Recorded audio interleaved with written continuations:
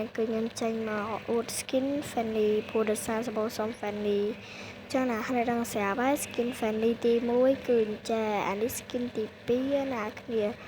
នេះជា skin friendly ទី2ហើយនេះជា skin friendly ទី3 skin friendly ទី3គឺថា sexy high so ខ្លាំងមែនតើខ្ញុំឲ្យ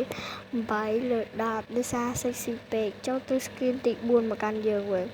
សម្រាប់ skin ទី4ណាគឺថាខ្ញុំមើលទៅលយខ្លាំងមែនតើណាគ្នាបែបនារីចិនហមមកពីឫស្សីអញ្ចឹង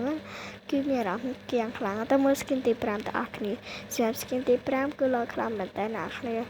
គឺថា skin គេគឺថាបែបនារីរុំតុំអីចាអញ្ចឹងណាកុំឲ្យសាំណាំច្រើនទៅចៃ skin ទី6វិញ skin ទី6ក៏លយដែរបែបចែវទូកហ្នឹងហើយ skin ទី6គឺលយហ្មងខ្ញុំឲ្យ10លើ10ដោយសារវាលយពេកលើទៅមើល skin ទី7 skin ទី7នេះគឺថាហោះមកពីឋានណាទេចាគឺថាហោះមកបុកជាងទៅដល់អេបុកខ្សែស្វេវាចូលបងជាងចាគេថា skin ទី7លយចាឥឡូវចូល skin ទី8វិញ skin ទី8គឺថាមិនមែនមានតែ skin ទី7ចាគឺថាមាន skin ទី8គឺបែបចាបែប Christmas ហ្នឹងហើយត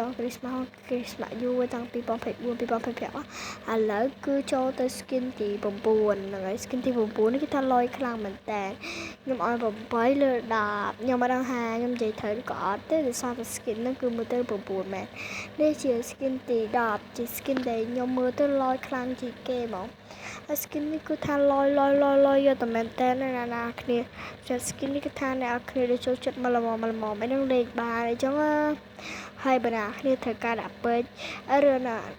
គ្នាត្រូវការដាក់ពេជ្រអីហ្នឹងណាគ្នាអាចដាក់ពេជ្រតាម website នេះបាន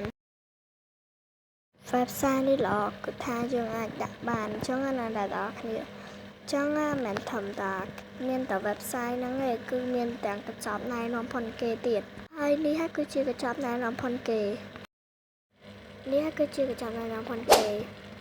ដែលនៅក្នុងកញ្ចប់នេះគឺមានច្រើនពេជ្រខ្លាំងមែនតើចាប់ពី275ពេជ្រឡើងចឹងជាថ្ងៃល្អចឹងណាគឺខ្ញុំចង់និយាយថាថ្ងៃនេះគឺជាថ្ងៃ event ដ៏សែនល្អទី event ដែលមកសាន់ជារបស់កម្ពុជារបស់យើងហើយគេបានចែកពេជ្រយើងបាយបើណាគ្នាចង់បាន skin ណាលយអ្នកគ្នាអាចប្រាប់តាម comment មក